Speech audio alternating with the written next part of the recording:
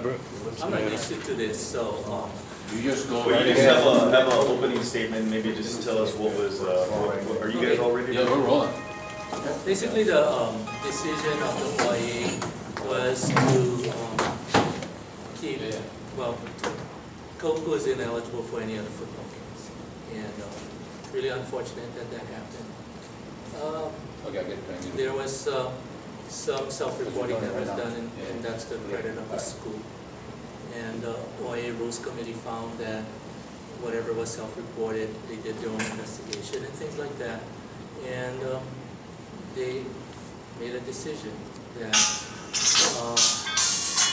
thank you, that Kahuku was found, had played an ineligible player, and so would forfeit the games. So there's no game that they're playing tonight. They're out of the playoffs. And so the game that we'll have tonight will be the Division II game that will start at 6 o'clock. And the other game that was supposed to be played tomorrow night will continue. That'll be at Lelehua, and that'll be between Lelehua and Oahu. Questions?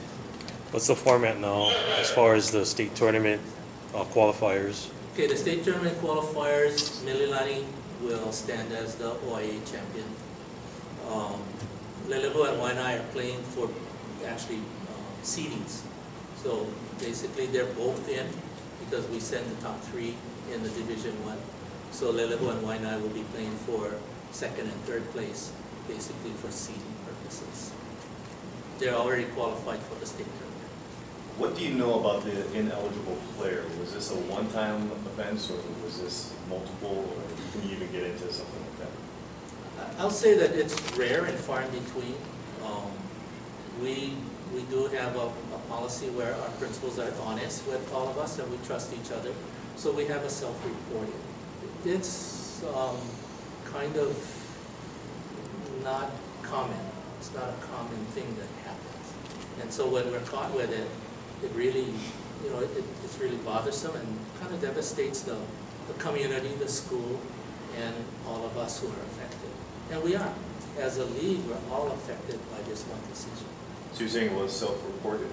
Yes, it started out as a and that's how our rules are. The school, the principal self-reports a violation.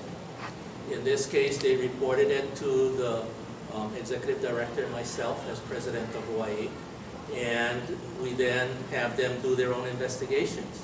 They do the investigations and they bring the findings forth to the interpretation committee or the rules committee, and then the rules committee reviews it, asks the questions, and then make a determination on whether or not that player was truly ineligible or not.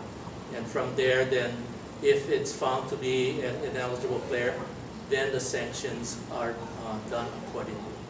Was it a one-time deal, or did he play multiple games, or just one time? We're not sure yet, but we think that it may be multiple. So we are now looking at, the immediate is the playoffs, yeah? So we have to make a decision on what happens in the playoffs. Now we need to investigate a little bit further to look at how that's going to affect the other games that the student may or may not have participated in. It's just one player? Sure. Just one player? Right now, yeah, it's just Are one. you looking at other players? No. One player is enough. Was this a case of grade eligibility, or was this a case of? I'm just going to say it was a case of eligibility. Will any sanctions be carried over for next year? Sanctions carried? No. So it's just this It's playoff? just this year. So last night's meeting is 3 hours or so. A lot of discussion. Yes. Do you feel like today was more the formality of carrying it out? Or? No, because today was our process is that we go through our rules committee. The rules committee makes a decision based on all the facts. So there were a lot of questions. Then today's really, it's everybody listening to the presentation. And I guess it's quicker today because we do say, okay, here's the rules violation, this is what happened, this is what the committee found, and then the opportunity is given to the school to present their side again on why they're appealing this decision. And so the discussion goes on between them.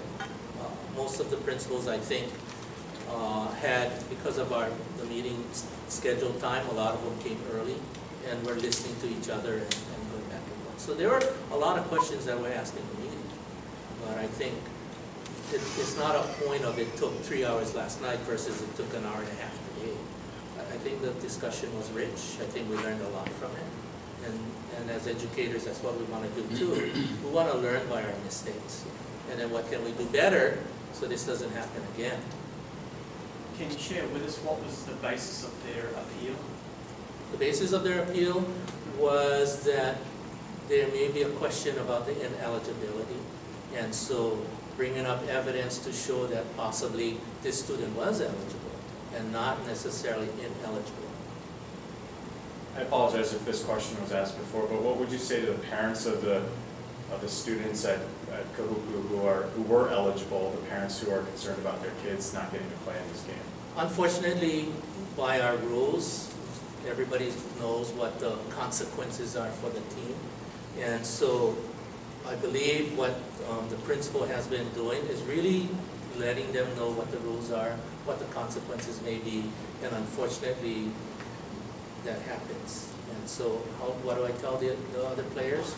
I'm really sorry, and it is unfortunate that there was a rules violation. In regards to Kahuku's regular season, would you be taking away wins, like their entire season, or just wins that the player might have played in? You guys thought about that? Yeah, we've thought about that, but it depends on what games he played in. He may not have played in every game. And that's, again, as I have mentioned to you, that's the further investigation that we have to look into. So we know for sure he played in most of the games at least. Not Enough to sure. affect the record. Maybe.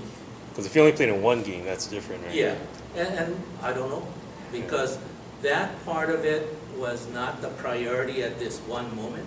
The priority was, okay, let's look at the playoffs. But logically speaking, if the student was on the team, he may or may not have, he may have played in more than one game that affected the play. Was he a starter in the game that you determined? My understanding was no. Would that kind of status even affect a decision? Like, let's just say he did play in only one game or a couple plays. Would that have affected what you folks would have decided? Again, it depends on what game that was. And I know we had another unfortunate incident this year where the standings were affected because the student played in only one game. Well, that one game made a difference in everything else. Talk about learning from mistakes. What could be done so this doesn't happen again? Well, what we're trying to look at is, one of the things that the principals brought up is we've been asking for a better electronic tracking system. We do have a system in place in the DOE, but it really doesn't share information across the board. That is being dealt. That is something that the DOE is looking into. The second thing would be looking at our procedures in-house. Every school, and we're sharing procedures on how we follow through on things. That would be something that we would have to look at. Whether or not you're looking at transcripts, or whether or not you're looking at years of playing in high school, all those kinds of things, we have to scrutinize a little bit more. The people who appealed today, was it just the administrators from Kahuku, or was It was it? a principal.